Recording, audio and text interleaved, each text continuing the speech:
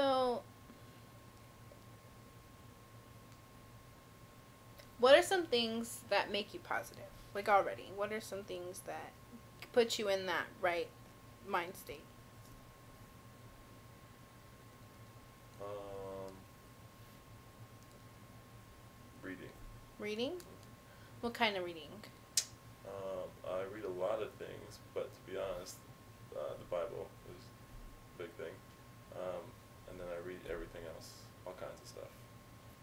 Do you read, like, so you said the biggest thing is the Bible. So do you read it, like, from front to back, or do you just, like, pick sections to read? Do you really want to open that jar? Because we can open that jar. I'm interested. Okay, let's open that jar. My dad actually went to, I guess you'd call it seminary school, if that's the word you want to put on it. And so he taught me at a young age how to research and study the Bible.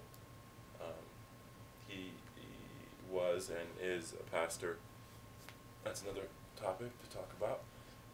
So when I say read the Bible, I mean actually study the Bible. I mean like being able to use research tools to gather lessons from the Bible. Okay. There's a whole lot more to that, but that's the simple explanation. Okay. So it's not like, for instance, someone just saying, like, oh, I'm going to read this scripture today just to be positive. Yeah, I do that too. Oh, okay. But that's not what you're talking about, like, in this sense. No, I could, again, that's part of it. Yeah, I do that. Yes. Okay. That too. Okay. But you read it to, like, get information out of it. So not just like, oh, I'm supposed to read the Bible. It's like, I want to read the Bible to find out, like, what it's about. Yeah. Like, what it's really saying. Yes, exactly. Okay. That's actually Yeah. really cool. Okay. So what else do you like to read then? That's your favorite. I like to read, not self-help books, but self-help books. Books that educate you on how to succeed, how to be a leader, how to manage, how to... It's a great book by Dale Carnegie called How to Win Friends and Influence People. It was written like in the 50s, I think. Stuff like that. Stuff that helps me progress as a person, as opposed to fantasy novels, which I used to love those. I used to have like a whole... Used to. Yeah, I used to have a whole collection. I used to have a library of fantasy novels. Why used to? I grew out of them. Yeah? In high school, and then as I got into college and I really wanted to start changing my life, I started picking up books that helped me change. So you can't have the fantasy stuff and the change stuff? I can, but it doesn't. It's like reading comic books. Oh, I okay. read comic books too, but not anymore because I don't have. You know, why am I going to sit down and read? I have other things that need to get done. Yeah. So it's not that I wouldn't. I just don't really have an interest. Doesn't. Yeah. So you read the self-help books to, like you said, better yourself. Progress. Okay. So, kind of like you said, like you read the Bible for, like, research.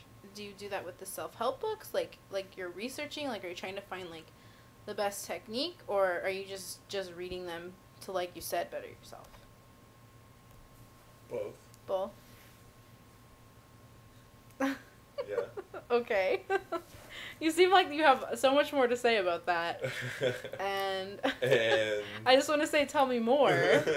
But you'll be like, more what? Yes, to answer your question, yes, both of those things. Okay. So, why? Why? I mean, you said to better yourself, but, like, do you use, like, the tools that they teach you? Okay. Which is why when we talk about I do good at things, it's because I know what it takes. People don't do good a lot of times because they don't really know how. That's the truth. You know, our parents teach us how to live, but what if they don't teach us everything we need? Yeah.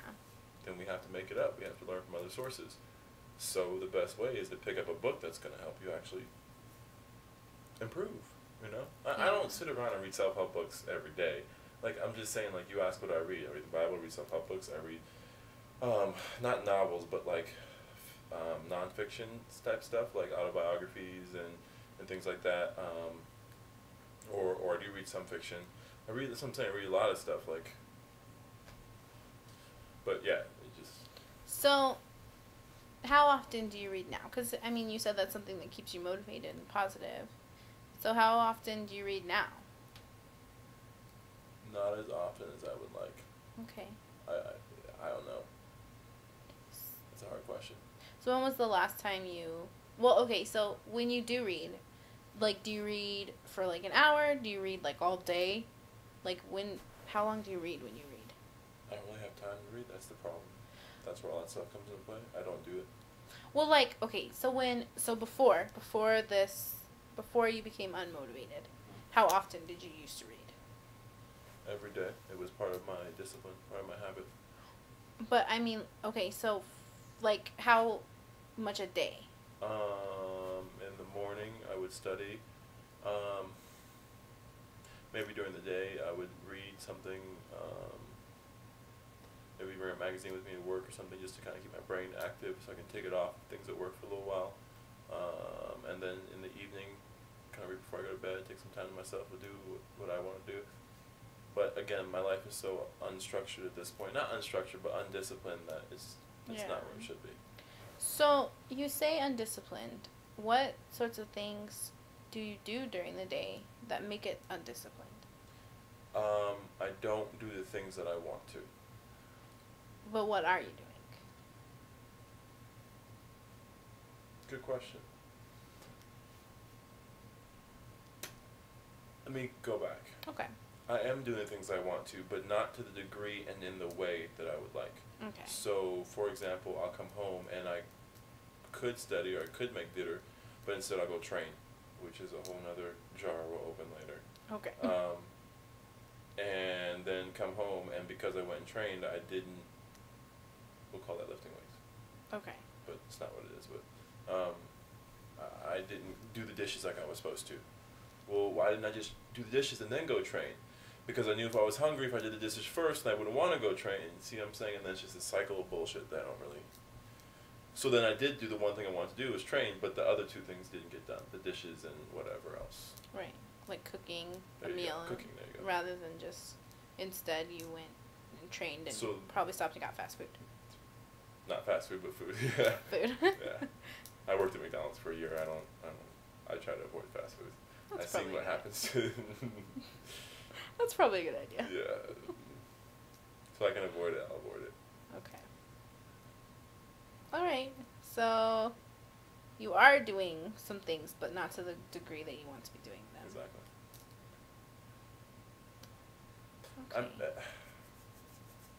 Okay. I don't want to come off as cocky or arrogant, and that's why I hesitate in telling you these things, but that's the truth. So for me, it's not that I don't achieve or I do the things that I want.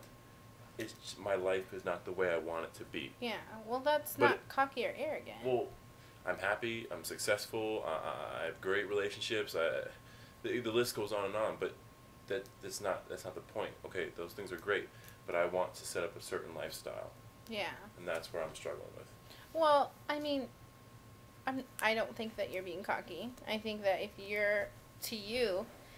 your level is good to other people, it's not good to you. That doesn't make you cocky or arrogant. It just means that your expectations for yourself are higher than some people's. So, I mean, don't be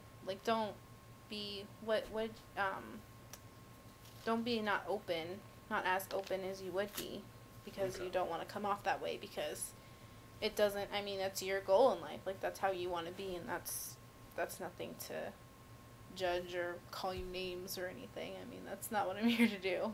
I appreciate that. So. That's pretty cool. Yeah. So, I mean, that's who you want to be, and that's actually admirable. It's not... That's cool. Like, it's good that there's people out there that want to strive for more. That don't just want to do the bare minimum. That want to wear more flair.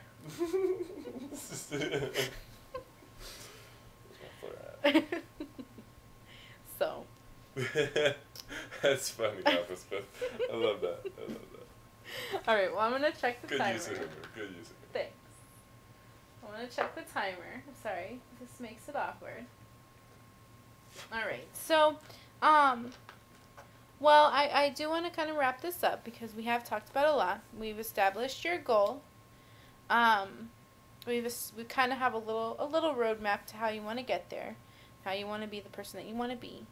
Um, I think maybe some homework to give you is maybe to set aside some. I mean, you started working out, and you made a menu.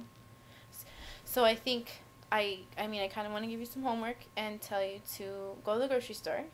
Just like one day after work, go to the grocery store just real quick. If you have your menu, then you know what you need to buy, and it won't take you long to go to the grocery store. And then set aside some time for you to read. So instead of going and training or taking a nap, read. Because it seems like that's motivation for you. So read at least once before I see you again. I can do that. Yeah? Yeah. Read at least twice before I see you again. Okay. So I'm sorry. that's okay. I'm the client. I can do whatever I want. It's true. It's very true. So just to kind of, how do you think I did today? Do you think there's anything different I need to do? I think you did well. Okay. And I like the way I felt. Sorry, that was weird. I know I'm used to it. No, I know. I like the way you were very supportive and very much made me feel comfortable. Like it's okay to be yourself. It's not a bad thing.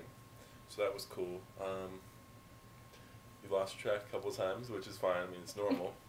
So I don't know. That's something. Yeah. I don't know. That's totally on you. I'm fine with it. So, and that's it. Okay. Well, thank you, Josh.